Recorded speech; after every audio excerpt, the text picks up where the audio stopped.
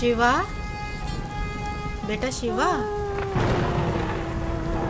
शिवा क्या सोच रहा है बेटा? चल खाना खा ले। माँ, पापा शराब पीना कब छोड़ेंगे? तू टेंशन क्यों लेता है बेटा, मैं हूं ना। लगता है मुझे पढ़ाई छोड़नी पड़ेगी। क्यों, क्या हुआ? हुआ क्या माँ, स्कूल की फीस कभी टाइम पर पहुंचती नहीं। इस बात के लिए मुझे टीचर की भी सुननी पड़ती है। मेरे सारे दोस्त ऐसे देखते हैं जैसे मैं एक भिखारी हूँ। शराब हमारे पापा पीते हैं और लोग हमें बुरी नज़र से देखते हैं। हमारी कहीं कोई इज्जत नहीं है माँ। ऐसे क्यों कहता है पगले? पापा को समझाएंगे, तू चिंता मत कर। माँ, आज मैम ने बोला है 2 दिन के अंदर अगर मेरी फीस जमा नहीं हुई ना तो मैम ना क्लास में बैठने देंगी और ना एग्ज़ाम में। आप मेरी फीस जमा करवा दो ना। हाँ हाँ मेरी बच्ची, सब हो जाएगा। कल करती हूँ कहीं से पैसे का इंतजाम। माँ, आपको तो बुखार है। अरे कुछ नहीं, वो खाना बनाया था ना तो आग की तपन से शरीर गर्म हो गया है। आओ खाना खा लो।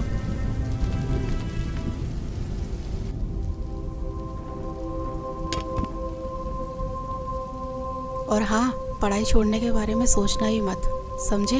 वरना जिंदगी नर्क से बदतर हो जाएगी। करती हूँ तेरे पापा से बात। देख रहा है ना मुझे? अगर उस जमाने पे पढ़ाई पे ध्यान दिया होता तो आज तेरे पापा के साथ रहने के बजाय अलग कमा के खा रहे होते।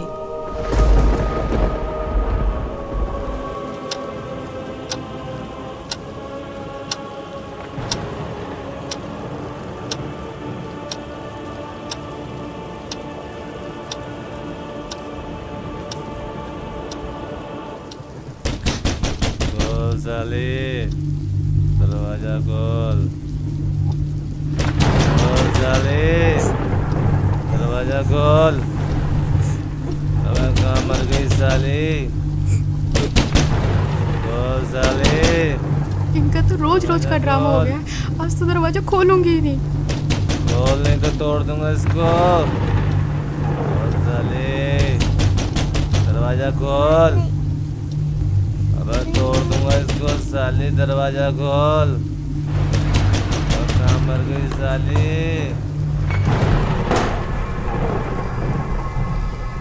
तू करती क्या रहती है साली? इतनी देर लगती है दरवाजा खोलने में? बोल हरामजादी, क्या कर रही थी? देखो मेरी बात सुनो, आप रोज रोज पी कर आते हो, बच्चे भी डर जाते हैं। तू मुझे समझाएगी? अब मुझे तुझसे सीखना पड़ेगा कि घर कब आते हैं और कैसे पीते हैं। तू मुझे समझाएगी साली? तू मुझे सिखाएगी साली? तू मुझे समझाएगी साली? तू मुझे समझाएगी? मुझे समझाएगी?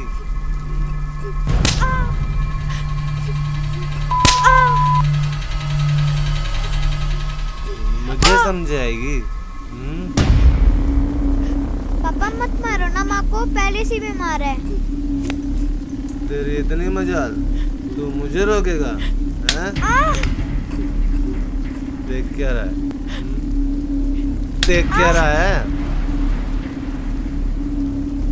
मत मारो। चल हट।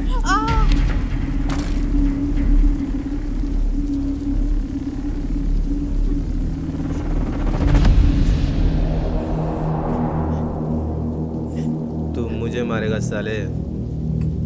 मैं भी देखता हूँ तेरी माँ ने तुझे कितना दूध पिलाया।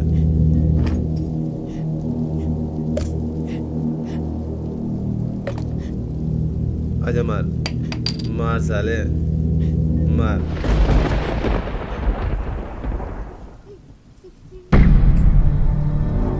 तुम सबको देख लूंगा मैं।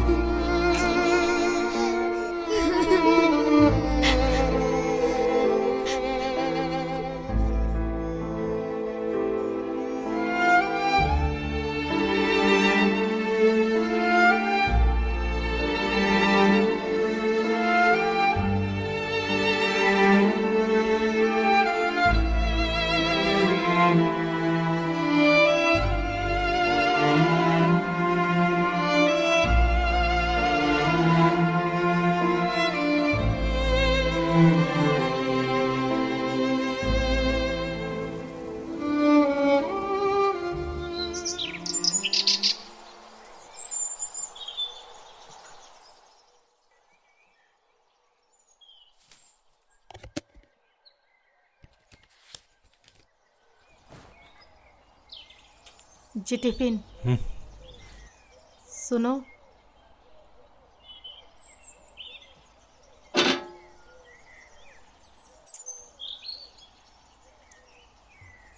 माँ, माँ, जल्दी चलो, मैं स्कूल के लिए लेट हो रही हूँ। हाँ हाँ मेरी बच्ची, बस 2 मिनट, मैं अभी तैयार होके आती हूँ।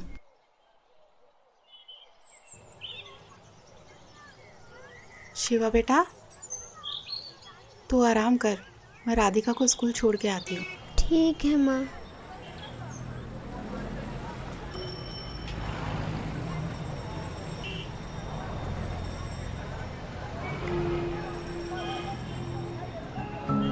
माँ, पापा कब सुधरेंगे? उन्होंने रात में भैया को बहुत मारा था ना।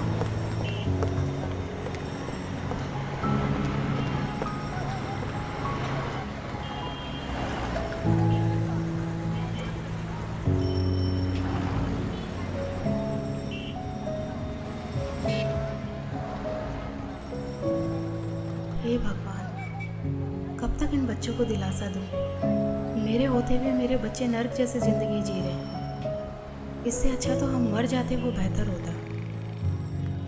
कम से कम रोज रोज की मार पिटाई और समाज में जलील होना तो बंद होगा।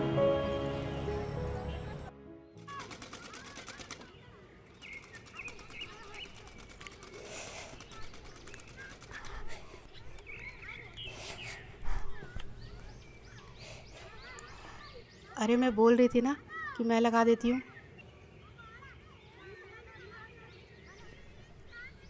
ला, मुझे दे। ठीक है।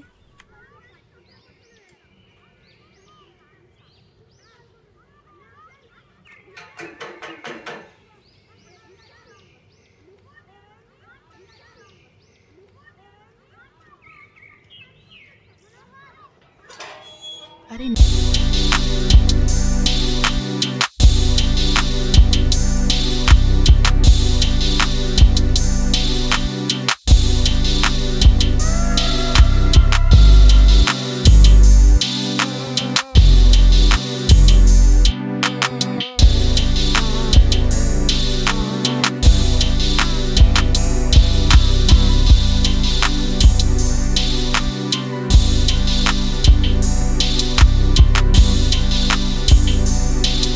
क्या करे दीदी, पिछले जन्मों में कुछ पाप किए हुए हैं तो वो इस जन्म में भोगने ही पड़ेंगे। नहीं पुष्पा बहन, ऐसा नहीं है। मैंने आपको कितनी बार समझाया है, पूर्ण परमात्मा पाप कर्म दंड का भी नाश कर देते हैं। यहाँ तो पाप कर्म भोगते भोगते जिंदगी का ही नाश हो गया है, बस अब और नहीं। क्या मतलब? मतलब क्या है दीदी, इन्होंने सुधरना तो है नहीं, निकल जाऊंगी अपने बच्चों को लेकर, और क्या। कैसी बातें कर रही हो? ये तो समस्याओं का हल निकालने के बजाय उनसे दूर भागना हुआ। जब से इनके बिजनेस में घाटा हुआ है, इन्होंने तो घर का पूरा हुलिया ही बदल दिया है। रोज डेली शराब पी कर आते हैं और सारा गुस्सा हम पर उतारते हैं। हल निकालते निकालते मैं थक चुकी हूँ, बस अब और नहीं सह सकती। मेरे पास अब 2 ही रास्ते बचे हैं, या तो घर छोड़ के चली जाऊँ, नहीं तो फिर मैं आत्महत्या कर लूँ। नहीं पुष्पा, ये बिल्कुल गलत है और आत्महत्या तो महापाप है। पुष्पा, अगर इस नरक भरी जिंदगी से निकलना चाहती हो तो उसका एक ही रास्ता है, जिसके बारे में मैं तुम्हें बार बार समझाती हूँ। तुम बस एक बार संत रामपाल जी महाराज जी से नाम दीक्षा ले लो, फिर देखना तुम्हारा जीवन कितना सुखमय हो जाएगा। एक सच्चे संत के पास हर समस्याओं का समाधान होता है। अच्छा मजाक करती हो दीदी, भला नाम दीक्षा लेने से भी इनका कुछ हो सकता है क्या? कितनी तो हमने झाड़ फूक करवा ली, कितने इनको नशा मुक्ति केंद्र में भेज लिया, और ना जाने कितनी इनको दवाइयाँ मैंने खाने में मिला कर दी, पर इनका नशा नहीं छूटा। और हाँ, आप बोल रहे हो कि गुरु बनाकर भक्ति करने से सब ठीक हो जाएगा, तो आपको बता दूं कि हमने काफ़ी गुरु बनाकर भी देखे हैं, पर इनका नशा छूटने के बजाय और बढ़ गया है। तो इन गुरुओं से भी कोई फायदा नहीं है। हाँ, बिल्कुल सही कह रही हो पुष्पा बहन, लेकिन मैंने कहा ना, एक सच्चे संत से ही नाम दीक्षा लो, क्योंकि एक सच्चा संत आपके सभी दुखों को दूर कर सकता है। और संत रामपाल जी महाराज जी तो पूरे विश्व में एकमात्र ऐसे संत हैं जो शास्त्रों के अनुसार सत्य भक्ति बता रहे हैं, जिसके करने से राक्षस भी देवता बन जाते हैं। दीदी, मैं पहले से ही दुखी हूँ। मैं पैसे कहाँ से लाऊंगी गुरुओं के पास जाने के लिए? और आपको तो पता ही है कि घर की हालत कैसी है और इसके पापा कितनी शराब पीते हैं। मैं सब जानती हूँ, मैंने भी ये नरक भोगा है। पुष्पा बहन, क्या तुम भूल गई जब मेरे पति शराब पीते थे, वो घर के अंदर होते थे, मैं बच्चों को लेके बाहर रात गुजारती थी। जो भी हाथ में आता था वो सब कुछ बेच देते थे। हमें पीटना उनका रोज का काम था। लेकिन हाँ, जब मैंने संत रामपाल जी महाराज जी से नाम दीक्षा ली, तो आज मुझे देखो, मैं अपने घर में सुख और शांति से रह रही हूँ। अब मुझे किसी तरह की कोई परेशानी नहीं है। मेरे पति ने शराब पीनी छोड़ दी और परमात्मा की दया से उनकी नौकरी लग गई। और हाँ, पैसों की चिंता मत करो, संत रामपाल जी महाराज जी के आश्रम में किसी तरह का कोई पैसा नहीं लगता। अच्छा? हाँ बिल्कुल। हाँ दीदी, सही कह रहे हो। आपकी पहले क्या हालत थी ये तो मैं अच्छे से जानती हूँ। तो फिर जब संत रामपाल जी महाराज जी से नाम दीक्षा लेने के बाद मेरे पति का नशा छूट सकता है, तो भाई साहब का नशा भी गारंटी से छूटेगा। पता नहीं दीदी, वो दिन कब आएगा। मेरी बात मानो, कल मेरे साथ सत्संग में चलो, वहाँ से नाम दीक्षा ले लो, फिर देखना आपके पति की नशा करने की आदत भी छूट जाएगी और आपके घर की आर्थिक स्थिति भी ठीक हो जाएगी। जी ठीक है दीदी, कल संत रामपाल जी महाराज के सत्संग में भी चल के देख लेती हूँ। जहाँ इतना सब कुछ कर लिया तो इतना और सही। जी ठीक है जी। अगले दिन पुष्पा नीलम के साथ सत्संग में तो चली जाती है, लेकिन उसको नहीं मालूम था कि इस बारे में रमेश को भी पता चल जाएगा।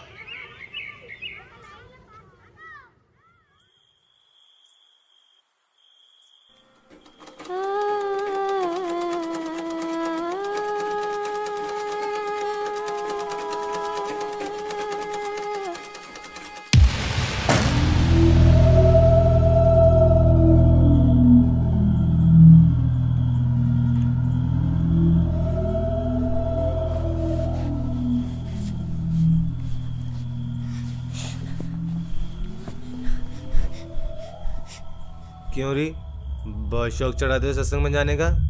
मुझसे पूछे बगैर तेरी हिम्मत कैसे हुई घर से बाहर जाने की? हैं? कोई और जगह नहीं मिली पूरी दुनिया में? सत्संग में जाती है साली, सत्संग के बहाने कहाँ जाती है? आप जैसा शराबी कबाबी कभी नहीं समझ सकता सत्संग की कीमत को। दूर रहो मुझसे। अपना जीवन तो बर्बाद कर रखा है और हम भक्ति करें ये भी नहीं देखा जाता आपसे। मुझे पता है क्या होता है तेरे सत्संग में। बकवास करने जाती है तू वहाँ, बस यही दिन देखने को रह गए थे। नाक कटा के रख दी तूने मेरी। और खबरदार, आज के बाद सत्संग का नाम भी लिया तो यहाँ चल गाना लगा।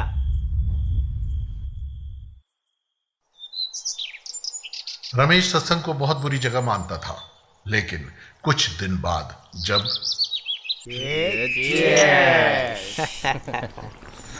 हाँ यार, छोड़ क्या क्या। अबे कौन है साला? अरे दिनेश। अरे पूछ आ जाएगा कि नहीं? अरे दिनेश। हाँ सुमित। अरे क्या हाल है मेरे भाई? आज आए क्यों नहीं यार? अरे कुछ नहीं, वो बस ऐसे ही। अरे यार तेरे बगैर तो पार्टी में मजा ही नहीं आता यार। हाँ ठीक है, ये बता रमेश है वहाँ? कौन? रमेश? हाँ है ना, ये ले बात। हाँ दिनेश भाई, कैसा है मेरे यार? बढ़िया भाई। आ जाया नहीं तू यार? अरे दारू के पैसे हम दे देते भाई। अरे वो सब छोड़, तू ये बता कि तुझे पता है कि भाभी कहाँ जा रही है? क्या मतलब?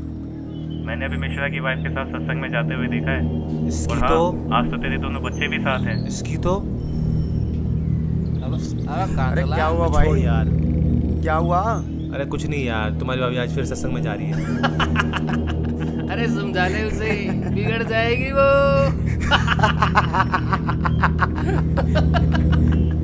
हाँ भाई छोड़ यार, आकर बात करता हूँ यार। अपने दोस्तों के सामने हुई इस बेइज्जती को रमेश सहन नहीं कर सका और गुस्से में आग बबूला होकर वहां से निकल गया।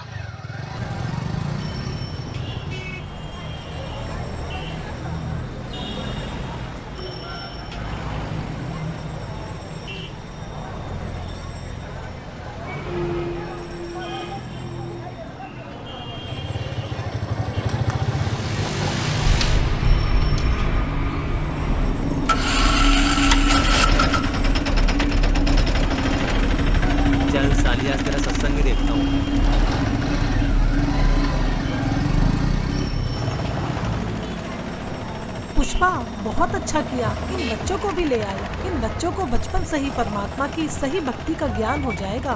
हाँ, आज छुट्टी थी ना इनकी, और इनके पापा भी सुबह सुबह कहीं अपने दोस्तों के साथ निकल गए, तो सोचा इन बच्चों को भी साथ ले चलें। बहुत अच्छा किया।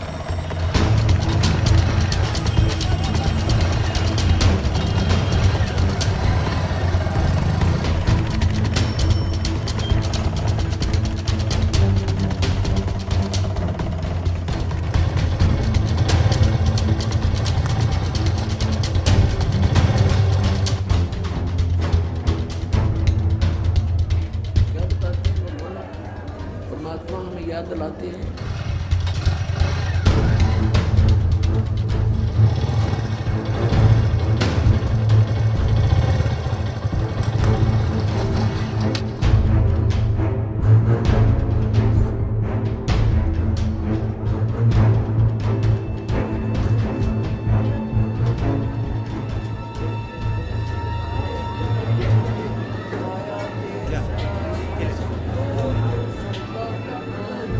तीन लोक और पवन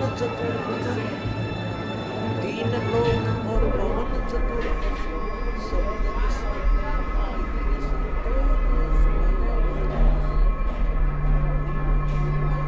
दुगने तिगने किए चौगने, दुगने तिगने किए चौगने, किन मूल गवाई रे संतो यो सौदा फिर नाही, यो सौदा फिर नाही रे संतो ये सौदा फिर नाही।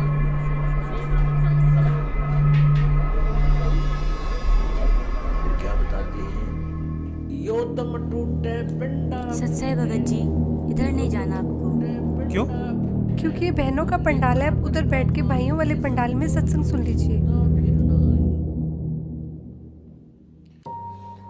उस दरगाह में मार पड़ेगी, उस दरगाह में मार। आश्रम में सभी को सत्संग सुनते हुए देखकर रमेश भी उन्हीं के बीच शांति से बैठ जाता है।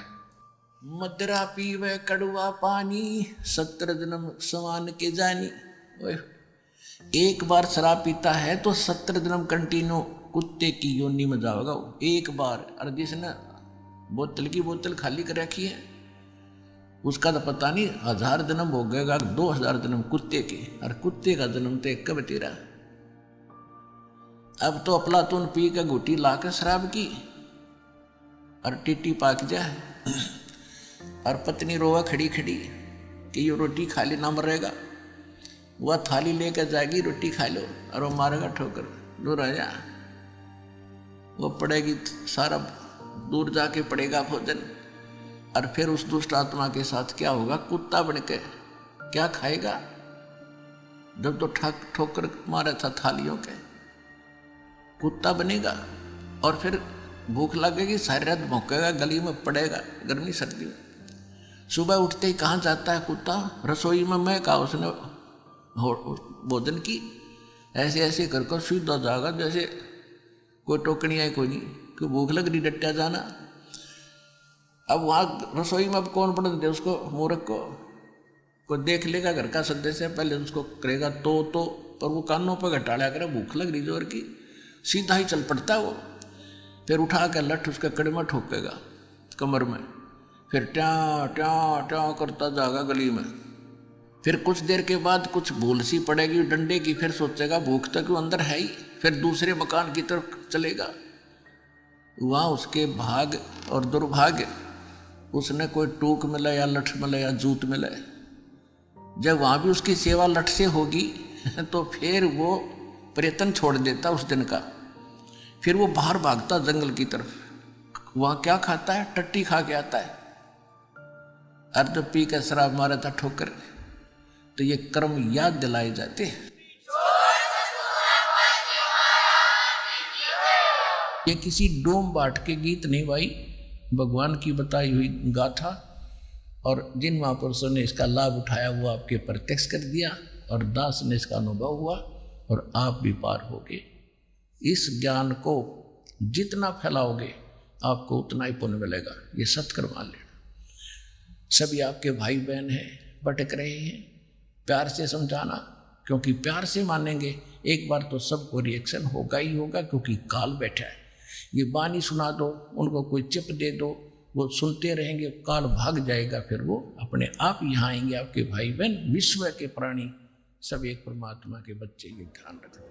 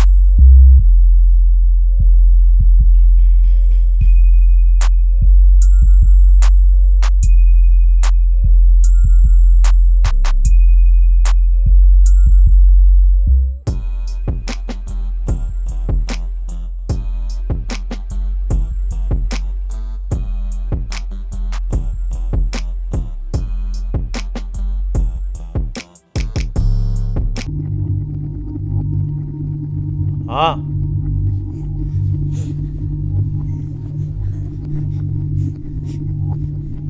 कहाँ गए थे तुम? जी वो यहीं बस वो चुप कर।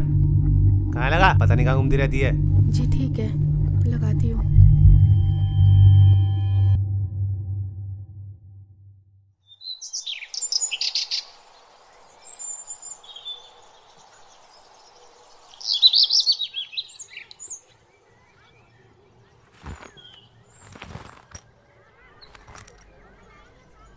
चलता हूँ।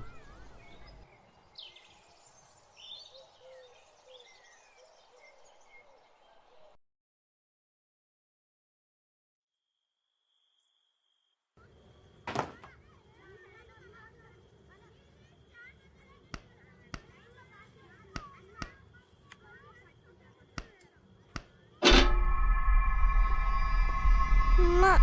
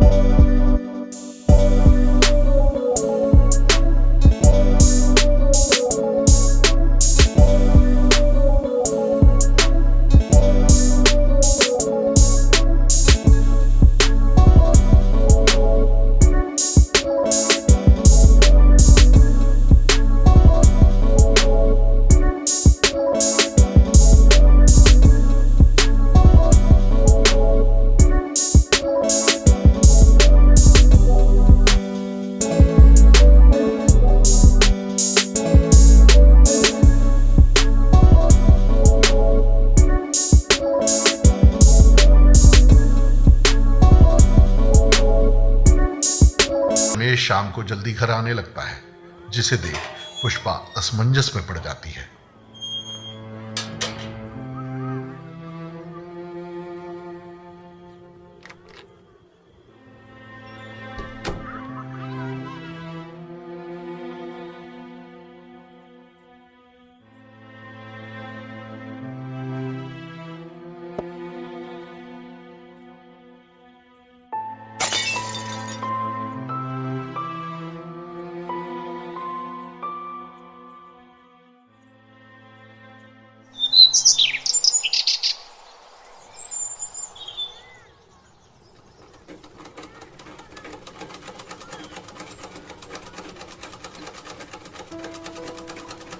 माँ, पापा आजकल दारू घर पर लाकर क्यों पीने लगे? पहले तो बाहर से पीकर आते थे। अरे सही तो है, पहले बाहर से पी के आते थे तो कभी किसी के साथ लड़ाई झगड़ा कराते, कभी किसी के साथ। अब ये तो है कि घर पर ही लाकर पीते हैं और बाहर वालों की भी नहीं सुननी पड़ेगी हमें। हाँ माँ, आजकल उनके स्वभाव में भी बहुत बदलाव आ गया है। लड़ाई झगड़ा और गाली गलौज भी बहुत कम कर दिया है। सही कहा भैया, अब तो मम्मी की पिटाई भी नहीं करते। हाँ, लगता है ये सब गुरुजी का ही चमत्कार है। हे परमात्मा, दया करना।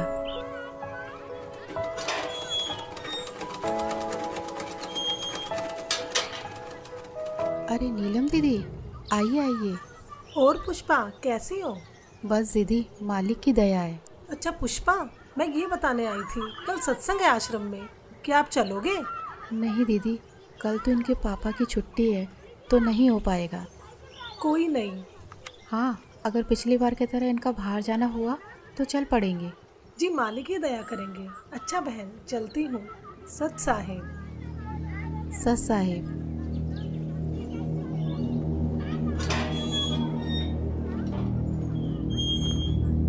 क्या करने आई थी ये? कुछ नहीं जी, वो बस ऐसे ही इनके कपड़े थे तो पूछने आई थी। चल चुप कर, बकवास करती रहती है। और हाँ, कल सुबह मुझे जल्दी जाना है, खाना जल्दी बना दियो, कहीं सोचो छुट्टी है मेरी। जी ठीक है। रमेश की इस बात को सुनकर पुष्पा खुश हो जाती है कि ये सुबह जल्दी निकल जाएंगे तो मैं सत्संग में जा पाऊंगी।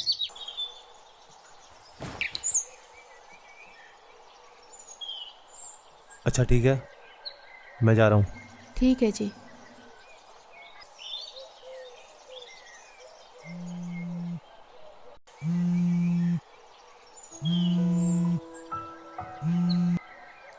हाँ नीलम दीदी। जी दीदी।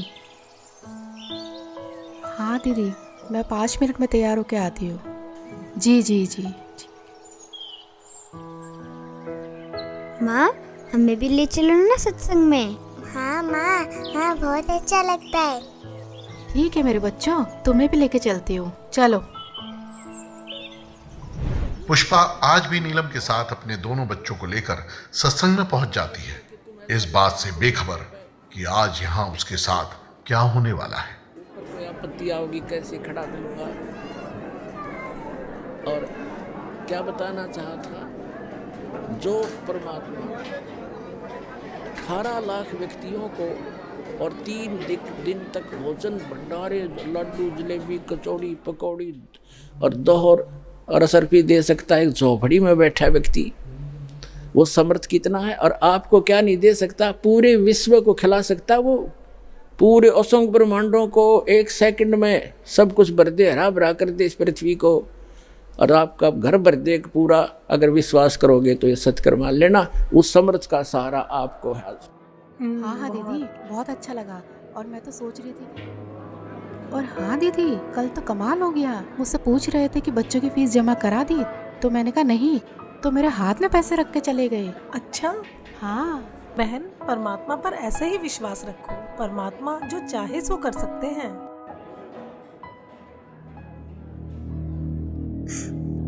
पापा, पापा, माँ, हाँ बेटा। पापा। अरे पुष्पा जाओ। नहीं दीदी, मैं नहीं जा रही। जाओ जाओ। ठीक है, जाती हूँ।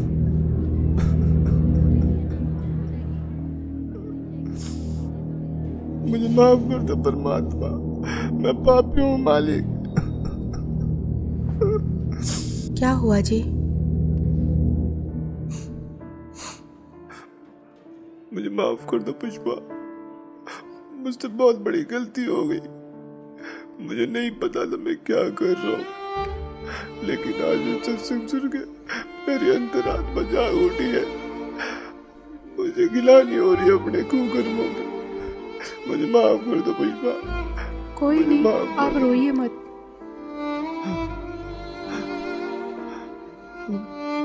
शिवा बेटा, मुझे माफ कर दे बेटा। मैं आज के बाद कभी भी तुम्हें शिकायत का मौका नहीं दूंगा। राधिका बेटी, तेरे पापा सुधर गए बेटा, मैं प्रॉमिस करता हूँ मैं शराब को कभी हाथ भी नहीं लगाऊंगा। मुझे माफ कर दो बच्चों। नीलम बहन जी, आपका बहुत बहुत शुक्रिया जो आपने मेरे पूरे परिवार को यहाँ का रास्ता दिखाया। कोई बात नहीं रमेश भैया, लेकिन एक बात बताओ, आपको ये ज्ञान कैसे समझ आया? पिछली बार जब आप पुष्पा और दोनों बच्चों को यहाँ पर लेकर आए थे ना, तब मैं यहाँ आया था। उस दिन मैं आप लोगों के पीछे पीछे यहाँ तक आया था, ये सोच के कि यहाँ कुछ गलत काम होते होंगे तो इन लोगों को रंगे हाथ पकड़ूंगा। लेकिन मैं गलत था, क्योंकि सत्संग में जो बातें बताई गई उसे सुनकर तो मेरा दिमाग ही घूम गया, जिसके बाद मैं किसी को बगैर बताए यहाँ से निकल गया और आश्रम से जीने की राह पुस्तक भी ले गया। बस इस ज्ञान को मैं अच्छे से समझना चाह रहा था कि आखिर सच्चाई क्या है। मैंने घर जाते बुक को पढ़ना शुरू किया और टीवी पर जो संत रामपाल जी महाराज जी का सत्संग आता है उसे सुनने लगा। मैं ये बिल्कुल भी नहीं चाहता था कि पुष्पा और दोनों बच्चों को ये पता चले कि मैं संत रामपाल जी महाराज जी का सत्संग सुनता हूँ। मानो एक रूटीन सा बन गया हो कि शाम को घर आकर दारू पीता था और सामने सत्संग भी चला देता था। जीवन वो कोढ़ से दुख होता हो, कुष्ठ से, इतना कष्ट आपको माँ के गर्भ में उस पीरियड में हो जाता है। तो उस समय ये परमात्मा से बार बार प्रार्थना करता है, हे प्रभु, हे मालिक, एक बार इस नरक से निकाल दो। वहाँ इसको याद भी होता है कि तू ये कष्ट किस लिए भोग रहा है। उसको याद होता है उसमें कि मैंने पहले बहुत से मनुष्य जन्म प्राप्त किए, साधना की नहीं, और जिस कारण से 84 लाख योनियां भी भोगी, कुत्ते गधे सुअर के जीवन उसको खूब याद आते हैं। फिल्म चलती रहती है उसकी। तो फिर ये कहता, भगवान एक बार इस नरक से निकाल दो, सदा आपको याद करूँगा, परम संत की खोज करूँगा जैसा कि आपने बता रखा है, और सत साधना करूँगा भगवान, केवल अपने पेट के लिए कार्य भी करूँगा लेकिन आपकी याद नहीं भूलूंगा। अब परमात्मा कहते हैं बाहर आ जाता है प्राणी और आते ही सबसे पहले भगवान भूलता है, बाकी सारी बकवाद याद कर लेता है। शराब पीनी, मांस खानी, सिनेमा देखना और 36 फंड, बड़ी कोठी कार बनानी। तो कहते भगवान बोल कर सब कुछ याद कर लेता है ये। फिर परमात्मा ही याद दिलाने आते हैं उसको। सत्संग सुनते सुनते मुझे कुछ ज्ञान भी होने लगा और दारू से तो मुझे नफरत सी हो गई थी।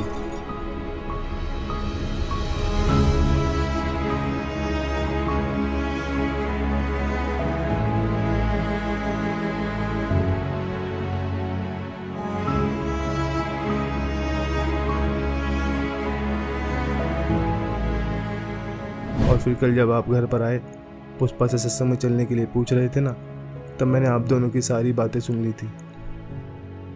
मैं बिल्कुल भी नहीं चाहता था कि पुष्पा और दोनों बच्चे मेरी वजह से सत्संग में ना जा पाए, इसलिए मैंने पुष्पा से झूठ बोला कि मुझे सुबह कहीं बाहर जाना है। फिर मेरे मन में भी आया कि क्यों ना मैं भी आज सत्संग में चलूं, तो आज मैं भी सत्संग में आ गया। संत रामपाल जी महाराज वाकई में पूर्ण संत हैं, जिन्होंने मेरे पूरे परिवार के साथ साथ मुझे भी यहाँ खींच लिया और मेरे अंदर के राक्षस को मारकर एक देवता बनने का रास्ता बताया। सुबह का भूला यदि शाम को घर आ जाए तो उसे भूला नहीं कहते। और अब आप संत रामपाल जी महाराज जी का ज्ञान समझ गए हो तो इससे बड़ी खुशी की बात और क्या होगी। जी, अब मुझे भी नाम दीक्षा दिला दीजिए, जिससे मेरे पाप कर्म कुछ हल्के हो सके। हाँ हाँ, क्यों नहीं भाई साहब, आइए। जी हाँ बच्चों, चलो। आज रमेश भी संत रामपाल जी महाराज जी से जुड़ जाता है और अगले ही दिन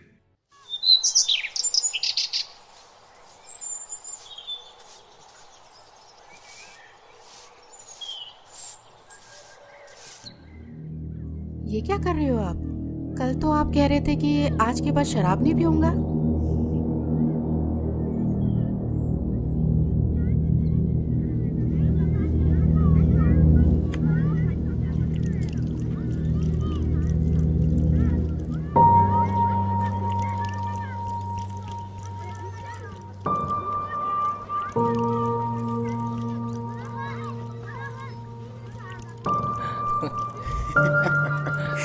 कल तो पुलिस वालों ने बहुत मारा यार।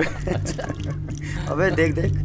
अबे रमेश, ये क्या कर रहा है यार तू? पागल हो गया क्या? क्यों? अबे इतनी महंगी दारू तू नाली में गिरा रहा है। भाई मैं पागल हुआ नहीं हूँ, पागल था, लेकिन अब मैंने संत रामपाल जी महाराज जी से नाम उपदेश ले लिया है और मुझे अब ये ज्ञान भी हो गया है कि इसे पीने के बाद कितना पाप लगता है। सोचो एक आकर बिल्ली आज को चली। हाँ, यही समझ लो। अबे तो गिराने से